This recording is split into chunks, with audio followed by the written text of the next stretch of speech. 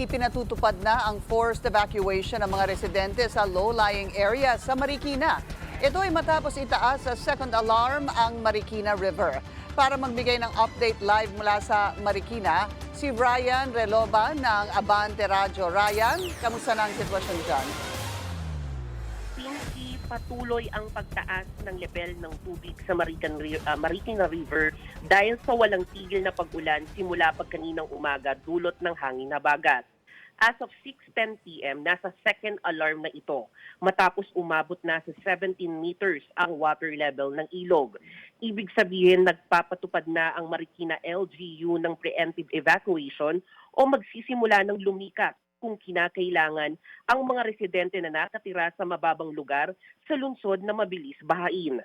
Mabilis ang pag-agos at pag-apaw ng tubig na galing sa bundok dahil sa mga pag-ulan.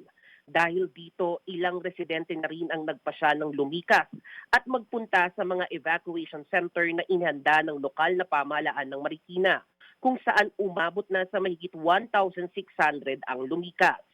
Ayon naman kay Vice Mayor Del de Guzman, 4 na barangay ang mahigpit na binabantayan sa lungsod na mabilis bahain kapag lumagpas na sa normal na level ang tubig sa Marikina River.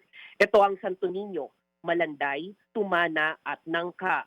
Sinabi pa ni Vice Mayor de Guzman, 35 na evacuation center na inihanda ng Marikina LGU sa mga residente na nais lumikas. Kapag umabot naman sa 18 meters ang level ng tubig sa Marikina River, ay magpapatupad na ang Marikina LGU ng forced evacuation. Ibig sabihin, sapilitan ng ililikas ang mga residente na nasa low-lying areas ng lungsod na mabilis bahain. Nakahanda naman na ang mga kailangang tulong sa mga evacuees simula pa ng pananalasa ng bagyong Krising.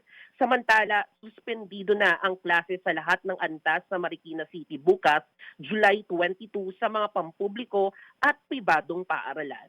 Balik sa iyo, Pinky. Maraming salamat, Ryan Reloba ng Abante Radyo.